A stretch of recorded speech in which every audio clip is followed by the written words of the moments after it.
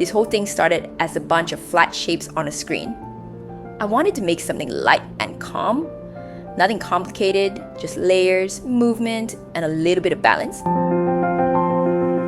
All the pieces are cut using the xTool P2S laser machine, so everything lines up properly later. When you're working with layers like this, clean cuts make a big difference. Some of the details are really small, but they help give the whole mobile a bit more character. This is my favorite part. Once the layers start coming together, the whole thing finally makes sense. It's simple, but it has movement, depth, and feels kind of peaceful. Sometimes it's nice to make something that doesn't need much explaining.